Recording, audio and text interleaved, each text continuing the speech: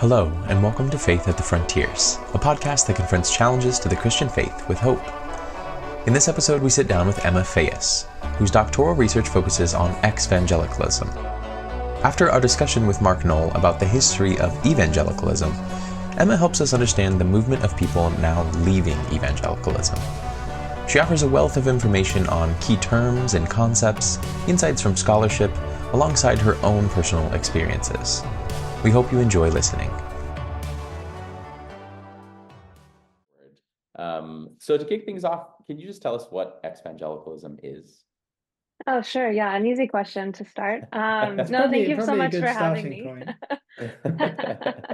Yeah, thank you so much for having me. It's kind of this exploding world right now. I think most people have encountered the term evangelical on social media, whether it's, Twitter, now X, whatever these, all of these new social media spaces. TikTok now has become a great, open space for evangelical, and so you might see it as a hashtag, usually accompanied by hashtag deconstruction, hashtag religious trauma. There's all of these other things that come along with it, and now there's I've all seen sorts the of word books. deconstruction quite a lot, but I didn't know it was associated with evangelicalism actually. So I'll need you to unpack that later.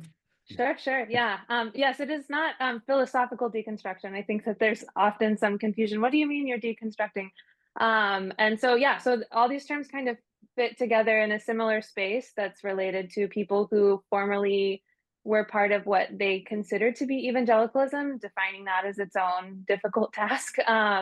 And then now are saying I'm not evangelical, depending on how they define evangelical. And so usually these conversations are had in this digital space around what critiques people have of evangelicalism, what they've experienced that has kind of launched them out of that space, and then maybe even what they're imagining going forward. But post-evangelical is another term that kind of gets used for people who maybe are still trying to maintain some sort of existence of their Christian faith.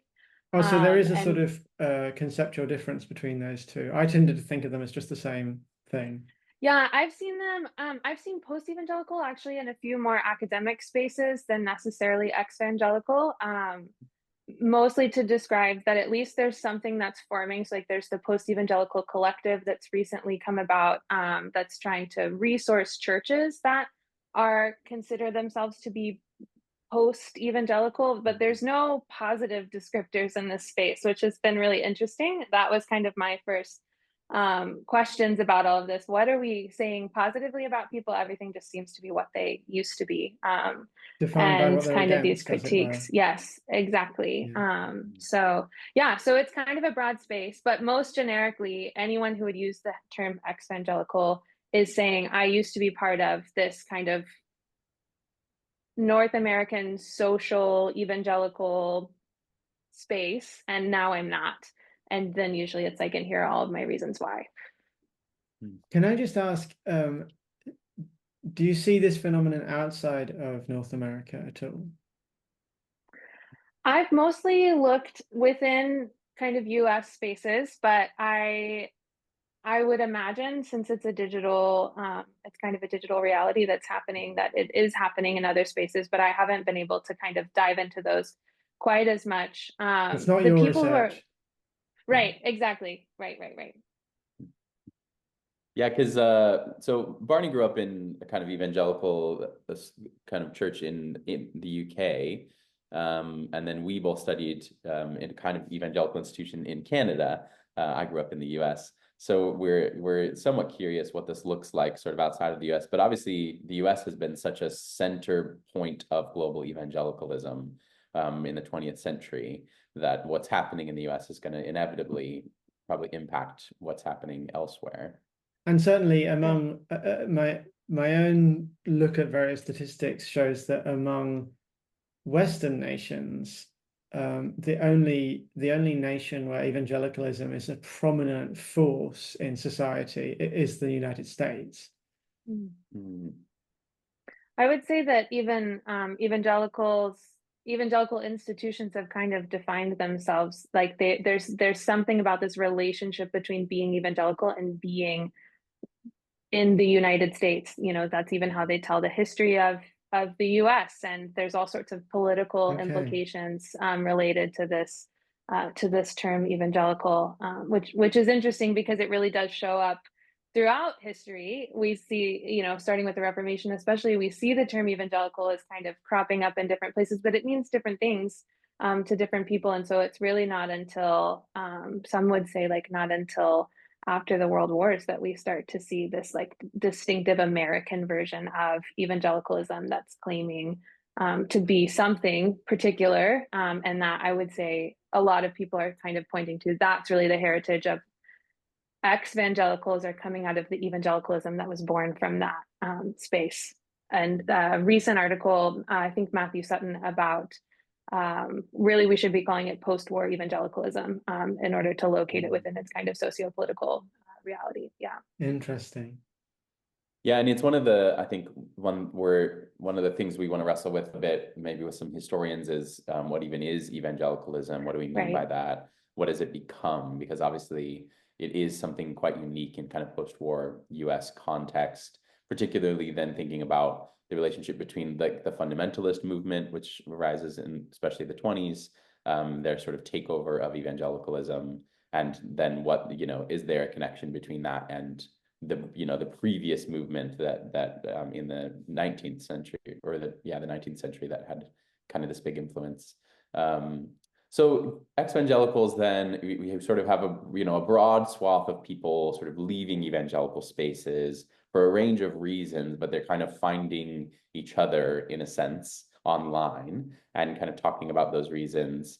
And a big part of this then is not just that they're kind of leaving evangelicalism or leaving Christianity. I think quite a lot of them are, but that they're also trying to create spaces where they remain Christian in some sense, but they don't join another denomination or tradition. And so is that a way that ex-evangelicalism is getting used a lot as well?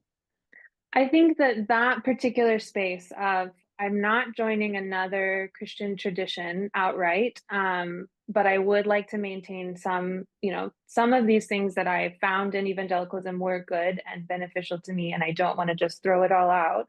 That's then where I see the post-evangelical term being used more frequently, to notice and to say, yes, no, we're coming out of evangelicalism. We actually still have high regard for Scripture. We still think that there's something meaningful about our presence in the world, and kind of this leaning into activism. And so that's where I see the post-evangelical term being used more regularly as just really a filler until something comes that's more positive to describe those folks. But yeah, they've discovered themselves in these kind of digital spaces and realized, oh, I'm not alone. So I think prior, it's not that nobody has had issues with evangelicalism in the US until 2016, which is usually kind of the start date that most people will point to for ex-evangelicalism. Oh, really? That's quite late. Right. I mean, that's quite recent. Right. And so I think that they'll say, this really started with Trumpism, is usually kind of the start when we talk about ex-evangelicalism. 2016. Mm-hmm. Okay. And so, but really before that, there was kind of this emergent church movement that was critiquing evangelicalism and trying to imagine new ways of doing church, and critiquing some of these political stances that were found within evangelicalism, or really the relationship between evangelicalism and political conservatism. And that happened, for a couple of decades before ex-evangelicalism. Yeah, I was a part of that a little bit. Right.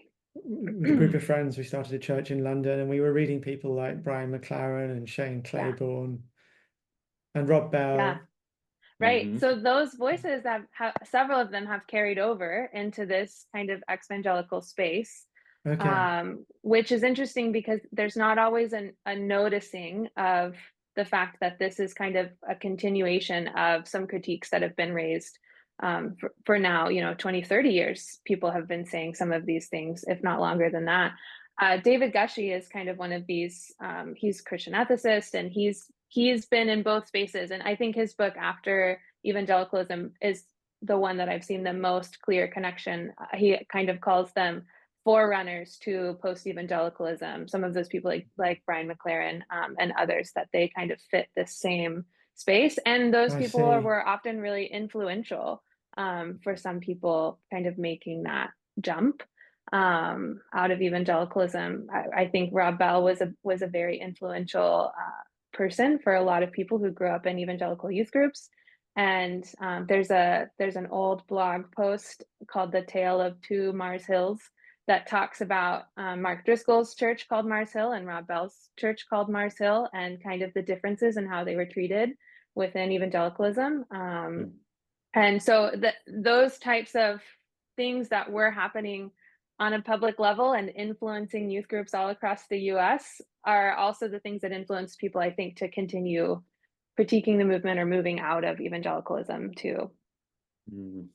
It's so interesting because I remember, like, you know, in high school and youth group reading Rob Bell's kind of early stuff, and getting to college, and we had like the university was having us all do like a video series that he did, and then he came out with his book on kind of universalism, and everybody was like, oh no, don't read Rob Bell, and they kind of ran, but like most of us read it because we were like, we've read everything now. You told us to read all of Rob Bell's stuff.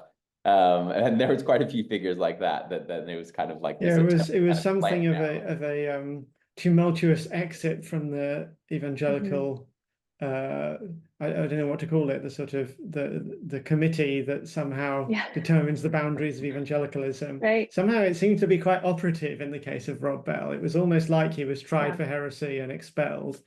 And so then in the case of Mark Driscoll, that didn't really seem to be what happened when there are real allegations of abuse and abuses of power and all of those kinds of things.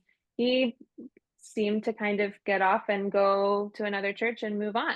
And whereas I remember, I've said this a few times, I remember where I was standing when somebody said to me, Rob Bell has gone off the deep end. Like that is like a very vivid memory for me. It's a big event. As a teenager, right?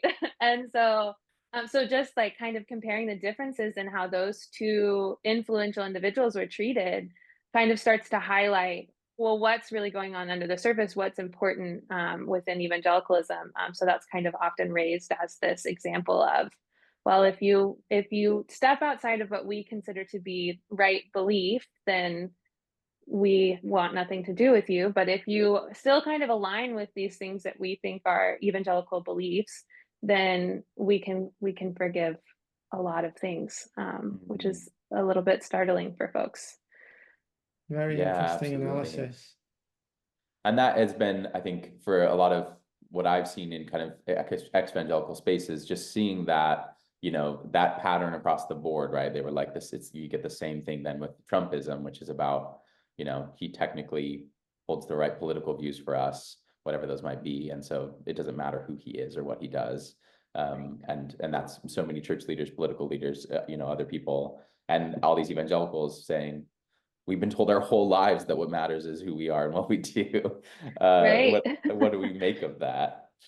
Well, it raises some interesting questions, and we don't have to spend long here, but it raises some interesting questions about how we conceive of the importance of what we believe versus how we live, right? As defining features of what it means to be Christian. Does it mean believing stuff, or does it mean living a certain way?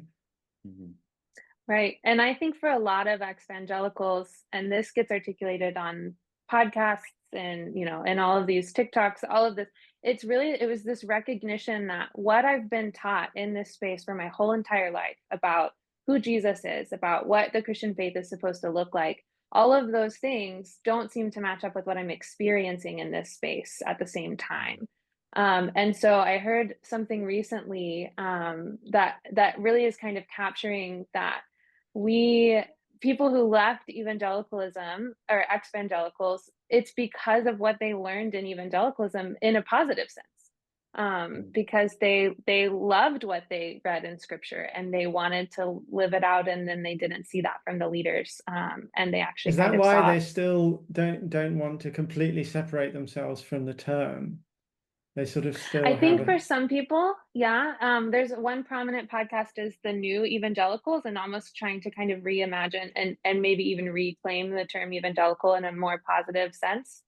to say, no, there's some good that exists in this space, and how do we kind of reclaim that from those who have taken control. But yeah, it is like you said, Barney, it's like a machine that can just kind of decide when we turn on and when we kick these people out. Trumpism was that for several evangelical leaders. Russell Moore was kind of excommunicated from certain spaces because he spoke up about Christian nationalism. Beth Moore, not related, but they, same kind of situation. That it's just kind of, as soon as you step outside of the boundaries that seem to be shifting, then you're done. And so that is really problematic for people. So they kind of just decided, this church doesn't match what they taught me, so I'm done. I mean, it's really And it's interesting because fascinating. Oh, you go. because you can see very clearly why and how that sort of dynamic would happen in the Catholic space, because there is a centralized magisterium, there are authorities, there's a clear hierarchy and structure, and so you can be excommunicated officially for teaching things that are against what the official church teaches. But what's fascinating to me is that that sort of same thing still happens in a blurry, shadowy way in the evangelical world, even though there isn't any of that clear hierarchy or structure or centralized authority. Yeah. I think Yeah. Oh, go ahead, Austin. I was just going to say, yeah, I think it's and it is particularly the fact that it happens in such a shadowy way in the evangelical space, and not not the way that you might think, where it's like, obviously publishing and popular media have determined a lot of what evangelicals believe, but then like Beth Moore is like one of the most popular authors, but she then can get shut down. Reb Bell was like the top selling, and he gets shut down. And so there are people behind the sort of faces that we see that actually determine a lot of these decisions. Yeah, that's what another recent book. This is why my research is just constantly another book coming out. There's a book, the person who actually is credited with coining the term EXvangelical, Blake Chastain, his book that's supposed to be defining evangelicalism came out yesterday. So like, this is kind of a live conversation. But Isaac Sharp wrote a book called The Other Evangelicals, and it's actually coming from his dissertation work, I believe, at Union. But what he is essentially demonstrating is that actually a feature of evangelicalism that we haven't really noticed as clearly is this ability to determine who's in and who's out, because there is no structure that is clearly doing that, but somehow it's happening. So he kind of tells the history of evangelicalism over the last century from the perspective of those who were told, you don't belong here, even if theologically it seems like maybe they did agree on most points of evangelicalism. Yeah, interesting. And it is that I think the big question it raises is, like, say within a Catholic space, there are, I mean, we talk about like synodality or these kinds of things. There are these mechanisms where the church together thinks about, on what basis are we making those decisions? But in the evangelical space, there's no mechanism by which they can think together about who's making those decisions and why. It's not always clear, right, why those decisions are being made in the moment and who's doing that and what influences it. And so it's much more a sense of like, you either get on side because you don't want to be one of the victims of it, or you're out. And it's like a car with nobody at the wheel, right? Yeah, that's right. Who's driving this thing? Right. No one, don't ask that question. Just, are you in the car or out is the the question. Yeah. And I think that then starts to get at some of these key themes of what are the issues that people kind of get told you're either on our side of the line or not, which are all, around kind of this political conservatism, around race, around abuse, I mean, that's really, Beth Moore started speaking up to say, hey, we're not addressing this abuse that is clearly happening in the, Southern Baptist churches.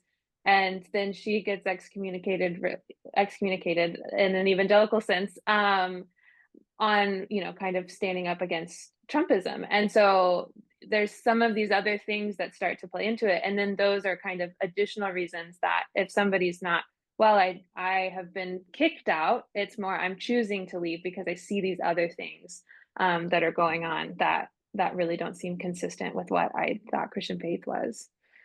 So far, it seems most of what we've talked about as reasons for people leaving are not to do with actual beliefs or doctrines that they disagree with, but to do with a sense that the evangelical leadership is not actually living up to those doctrines. There's a disconnect between belief and practice.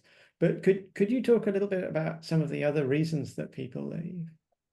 Yeah, I think so I think that abuse is a big one in a variety of ways. So that can be, there's been, sexual abuse scandals. There's several books that have come out recently on religious abuse, spiritual trauma, those types of things, as well as there's this whole space around purity and gender and sexuality, and that becomes also kind of a marker for your in or out. And then I think within evangelicalism especially, and certain denominations within that, women experience this differently. There's just kind of, that's some of my own story, is that I was a woman who grew up in the Southern Baptist Church and kind of came to a point of being told, you cannot go past this line because this is what the Bible says.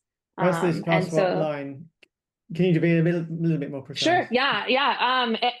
I was told that women can't preach. I was told that women cannot be ordained.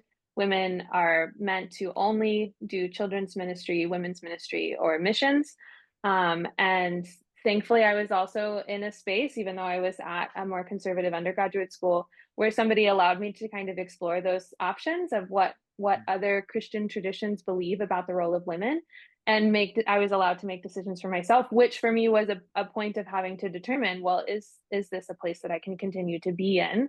Or if I now decide that actually it's perfectly fine for me to preach or to pursue ordination, that I can move on that. But for women, it becomes kind of a different thing related to those aspects as well.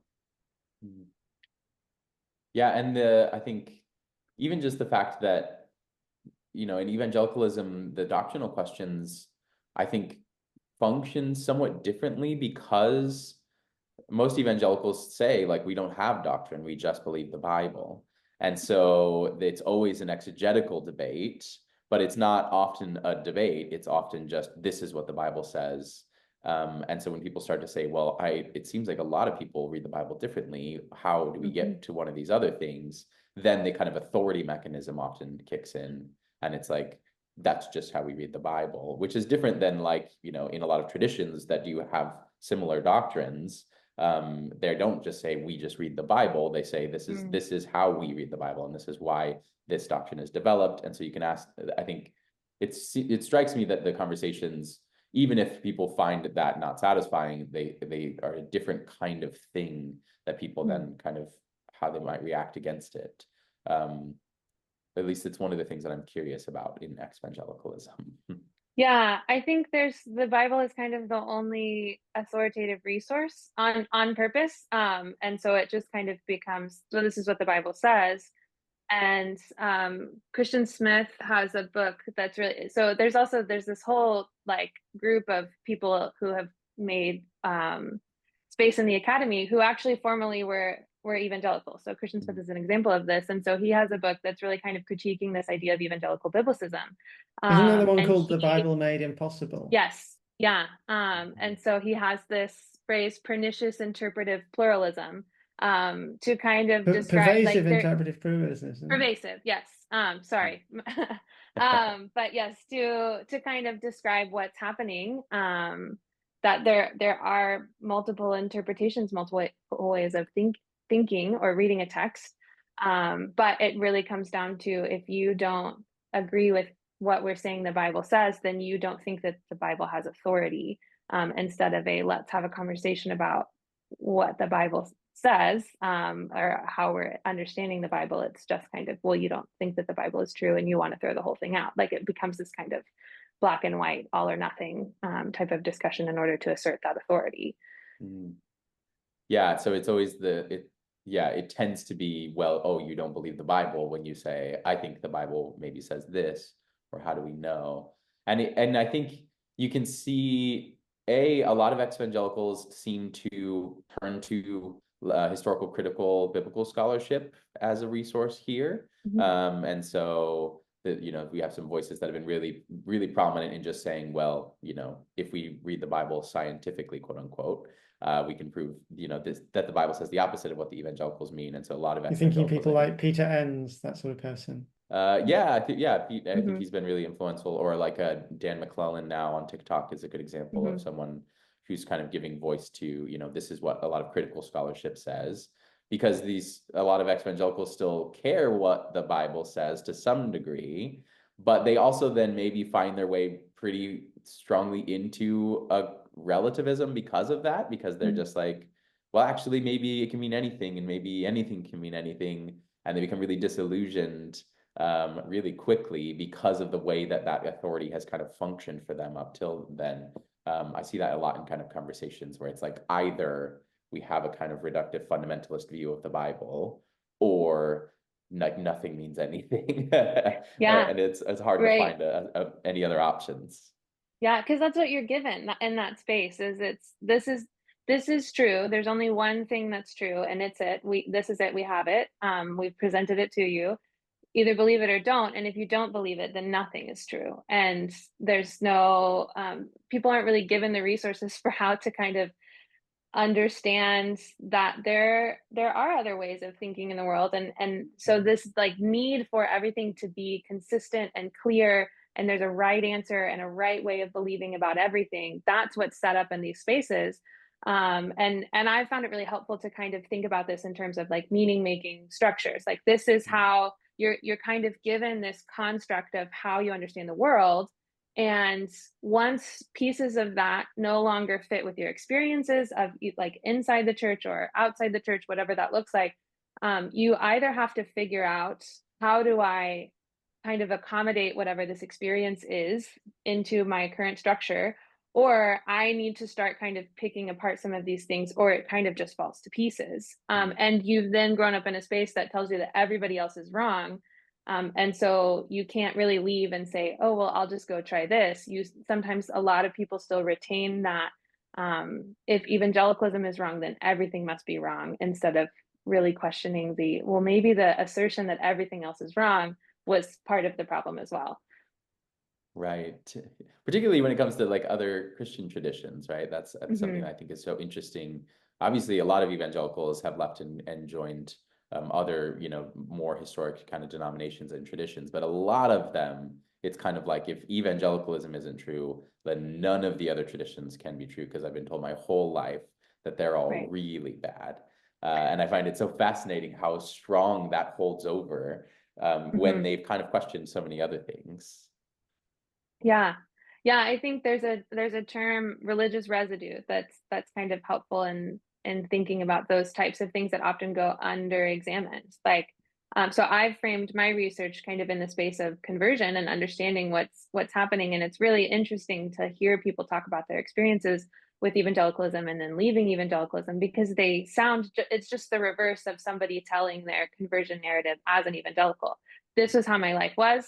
This thing happened, and now my life is this way. They almost just tell that story in reverse, which is not something that you necessarily hear from somebody who maybe grew up Episcopalian and then is no longer part of that church. There's even the way of leaving evangelicalism is very evangelical in how it's happening.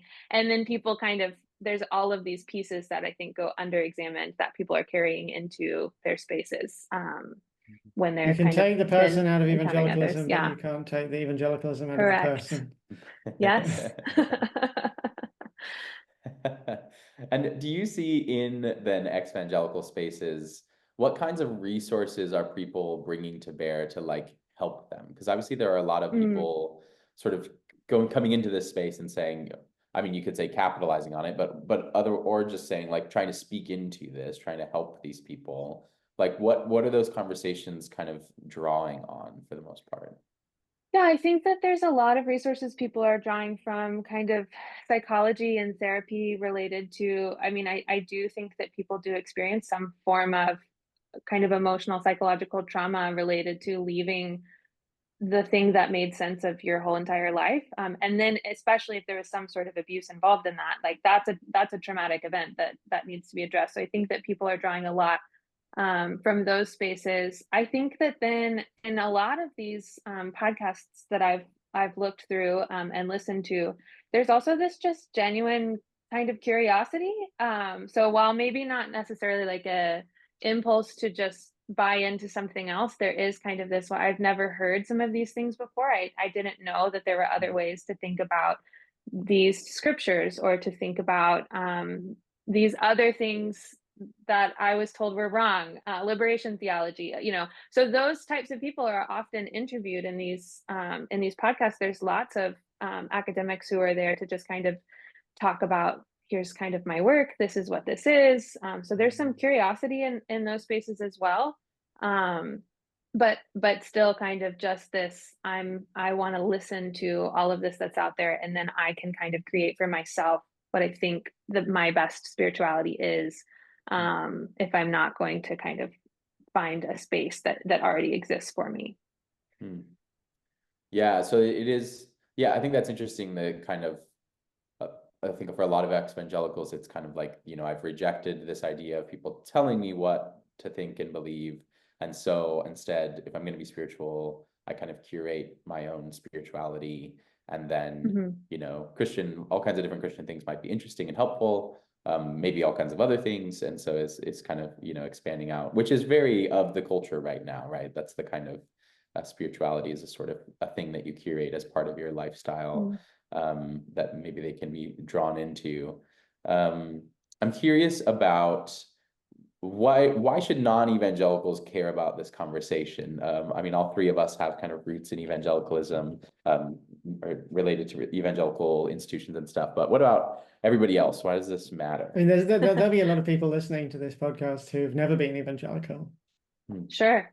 Yeah, I mean, it kind of is this strange subculture that if you have never been a part of it, all of these words might sound weird, or you hear about, veggie tales. Like it's like when you think about the subculture that's been created within evangelicalism, if that's not something that you've ever experienced, I could imagine that it is very, very strange, and what is even going on with these people. But I think that it's important for a few reasons. One, because it does seem to be influencing kind of the larger society in a lot of ways. Evangelical now, I think Pew had a poll recently, like evangelical maybe is now more of a political term than it is a term related to people's theological beliefs or practices. And so it is being thrown out in the world. And there's also been kind of influences throughout, the last several decades, if not before that. But that means I think people are encountering both people who are evangelical and people who used to be evangelical. And if you kind of approach people who've had that experience, say you're, from another church tradition, and actually wanting to provide care and compassion to somebody who's maybe had all of these negative experiences with church, this is an important conversation to key into, because there are certain things that someone who was formerly evangelical would hear and kind of think, oh my gosh, you're just like what I came from. This is the exact same thing. And some so sort of these, trigger I think, terms and phrases. exactly, right. That means something completely different within an evangelical context than maybe if they're being used outside of that. And so I think that people will encounter, I think people who teach, especially at the college level, will encounter students who are kind of experiencing this and figuring out, how do I navigate my own faith? And it's a really kind of a crisis for people. I've heard deconstruction, to get back to that term, I've heard that described by some as kind of this explosion. Like it is this very disorienting experience that people have. And I think often it gets kind of, oh, you're just doing that because it's trendy, or you're just saying that because you don't want to go to church anymore. But it really is people who are trying to grapple with, my whole understanding of the world is different now, and I don't know what to do with it. And I have no foundation or grounding or bearings as far as how to understand myself. So this like kind of rootlessness that basically exists. they lost their coordinates. They've lost their framework for interpreting reality and figuring out how they should live. Right. Yeah. Yeah. So I think that that's, you know, we're all, even if you're not in an evangelical or never have been, you likely are talking to them or encountering them or will at some point. And you're saying it's having a proper effect on like US politics as well, because I mean, this episode is probably going to come out after the upcoming election. But at any case, what you can see is that the question of Donald Trump actually features quite strongly in the origins of the ex-evangelical movement and is an ongoing point of dispute, right? Yeah. Right. Yeah. Yeah. And then I think that then followed by usually people point to all of these election years, 2016 and then 2020, when we have kind of the Black Lives Matter reappearing in social spaces. But it was also an election year. So those types of things kind of become these like high points within the ex-evangelical movement of this is the point where, or you'll hear people say, this is the point where I said I can't be a part of this anymore. What's the relationship to 2020 and Black Lives Matter then? How does that affect this? I think that, you know, so we have a lot going on. We have an election, we have Black Lives Matter, we have COVID, all of those things are making the digital spaces even more I have a question. like the only way to communicate with folks. Oh, fine. And Can I come see you? should I When wait will you just be a second? available? Oh, maybe, I guess, since we can hear him talking. Sorry. Okay, you're good. Okay, that's fine. You don't have to come to me. I'll find you. Okay, thank you. Okay. Well, hi. Just what I really want to ask you, so you know, is if you ever taught high school age kids, I'm looking for somebody to cover a class for me at the Speaker's College. Is it something you'd be interested in doing? I don't think I have time for it, I'm afraid. Okay, that's fine. And that answers the question. Hi.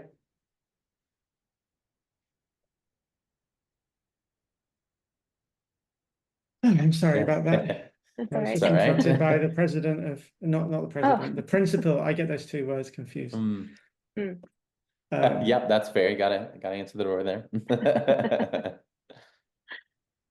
Yeah, so 2020, and there's a lot that's going on in that year. We have an election, we have Black Lives Matter, we have COVID. So all communication is happening online. So I think that's where we get where ex-evangelicalism may have started around 2016. 2020 is, I think, where it starts to take off even more. People are engaging with all of these critiques online. That's all they're doing is continuing to watch videos of people maybe deny Black Lives Matter, or maybe say that, you know, this is woke, all of those kinds of things, and then say, wait a second, that doesn't match up with my understanding of what Christianity was. Like maybe I could stomach Trump in 2016, but now this has gone way too far, and I can't be okay with kind of blatant racism that I'm seeing people in this space say. And so I think then you kind of see this kind of social movement continue in that space, and people keep picking it up. But yeah, I think a lot of I know certainly for me, you know, 2020, everybody was so online because we were all well, especially those of us in countries where we're in serious lockdowns, you know, it's the only way to talk to anybody. And maybe foolishly, you know, we talk on social media. But that for me, you know, it was like in response to Black Lives Matter, you know, I post a few things that are thinking about the relationship between justice and peace and kind of civil rights things and theological reflections. And then I have like my youth pastor come out of the woodwork with this like hateful, vitriolic, like, how dare you, you're trash. And I think that was a lot of people's experience was like, whoa, I didn't realize that my pastor or, you know, these people that I thought, you know, were good Christians are like really, you know, or racist or just really committed to, you know, these really intense kind of political views that don't seem to me to align with the gospel. And I think that, yeah, I certainly saw that as a, you know, a big acceleration point because it just drew a lot of people's views out and maybe, you know, maybe shifted their views. Maybe those people didn't have those views before that time, but even, you know, people on the right were getting kind of radicalized by some of that rhetoric in an election year and the fear and all of that kind of stuff. I thought it was interesting, you know, you talked about also, I think, I mean, the pandemic's another great example of why this matters because white evangelicals were the most vaccine hesitant group in the US. And so had a massive influence on kind of public health and the failures in public health policy in the US during COVID. And so they've been a group that has had a really big influence. But the fact that that group is shifting, that the group of people that word names is now primarily, a certain subset of kind of right-wing Americans, many of whom have never read the Bible, don't go to church, aren't really religious in any meaningful sense. And so many of the people who faithfully attended the evangelical churches and are now kind of disoriented by that, aren't included under that name anymore, or are figuring out what they do. And so the demographics, right? Everybody's always thought of like, we know what evangelicals are and they're a demographic and we think about it. And I think that partly we're realizing like that word doesn't mean that anymore. And so what does it mean and what's it telling us about the country? Right. And then I think it will have interesting implications to see.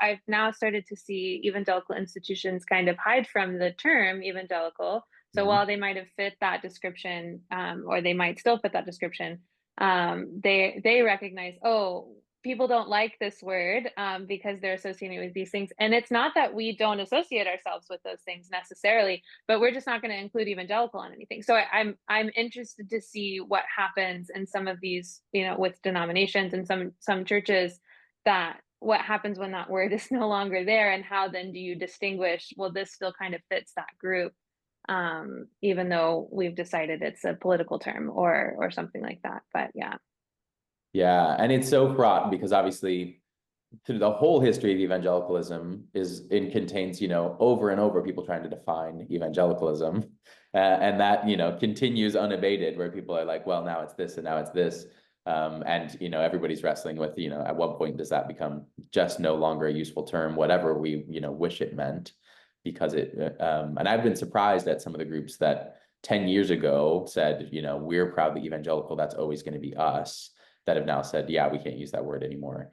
Right. And the what are the alternatives? I don't know if that I've seen any helpful alternatives to sort of unify. Well, exvangelical seems to be the main well, contender. for those who reject it, but for those who remain in evangelical spaces, I mean, that's one of the things too, is I think seeing that evangelicalism has always been many things, and there are spaces where a lot of the dark side of it weren't really prominent and present, weren't part of people's experience. And so they're like, I'm very happy in this space and I don't know what to do with, seeing what's happening in the rest of the country. Right. And what do we call ourselves now? And what does that mean for us?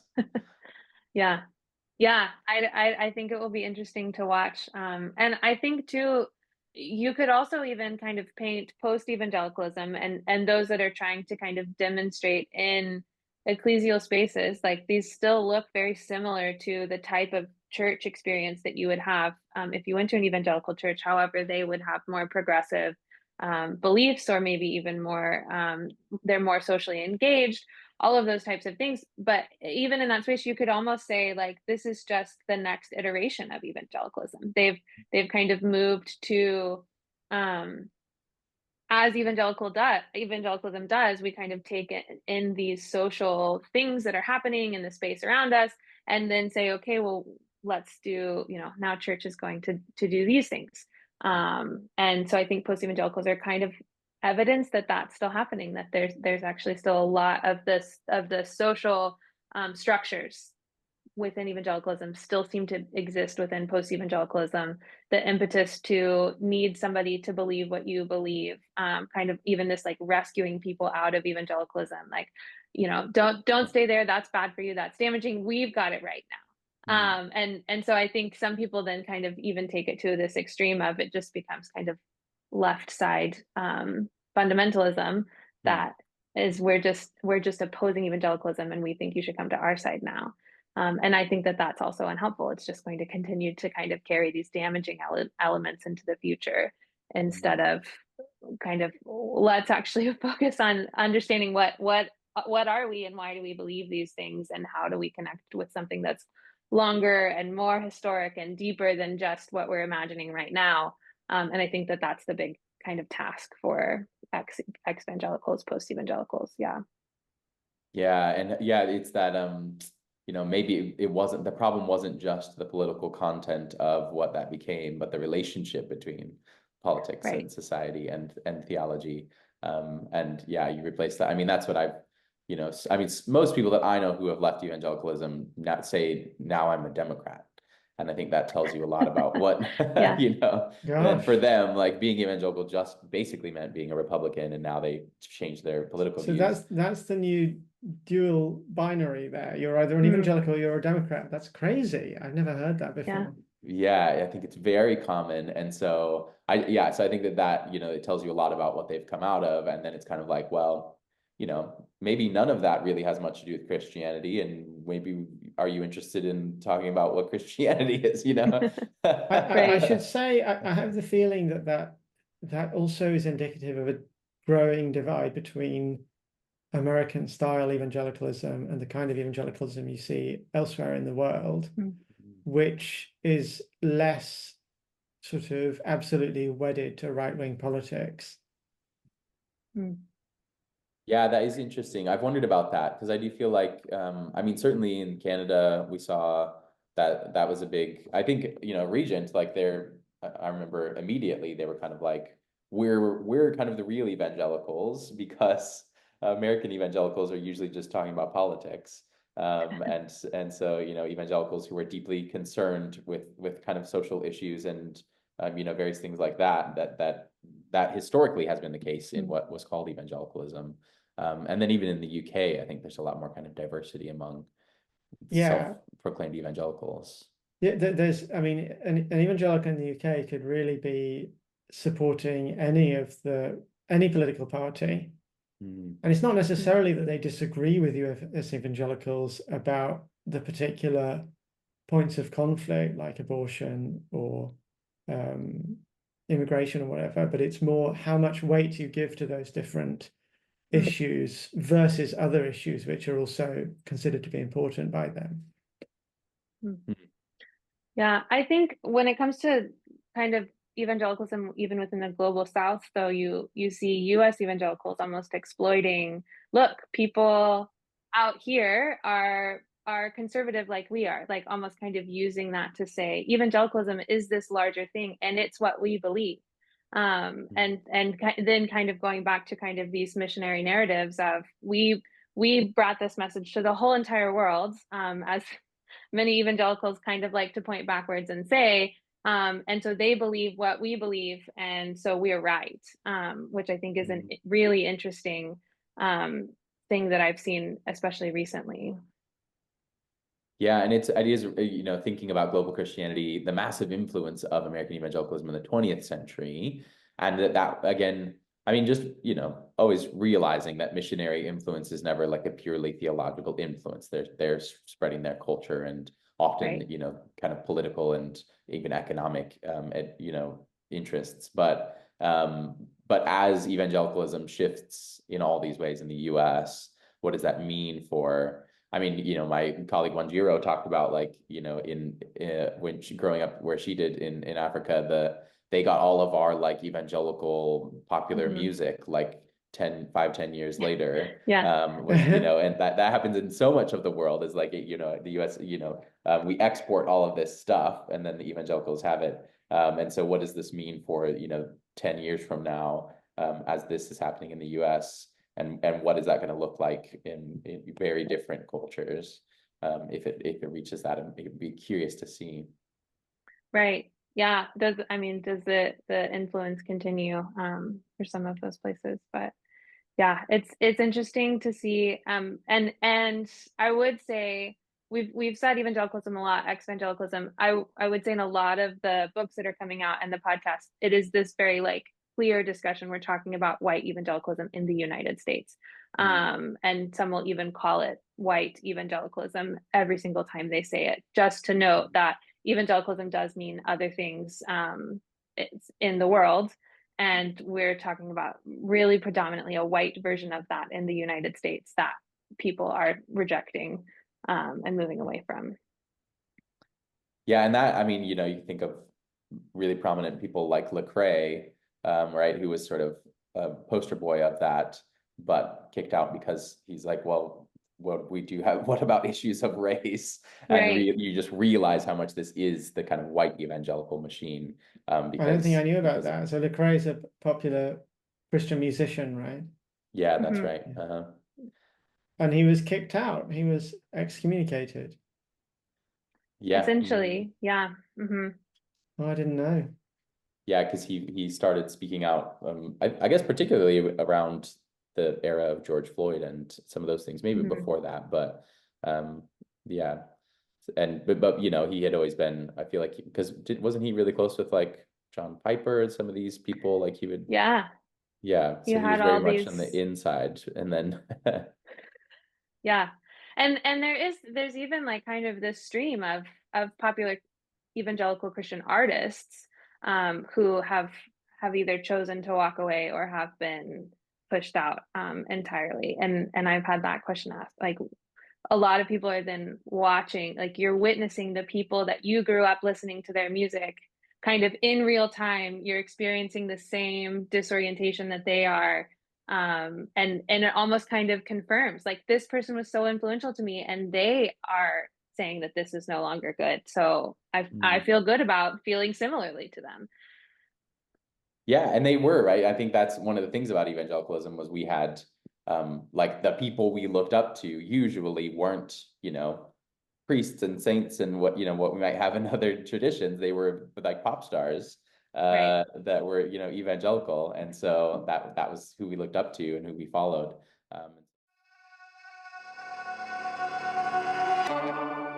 This episode is sponsored by the Palm Beach Atlantic University School of Ministry. Located in the heart of West Palm Beach, Florida, PBA offers a range of undergraduate and graduate programs in theology, Bible, ministry, missions, chaplaincy, and apologetics. Learn more at pbaschoolofministry.com.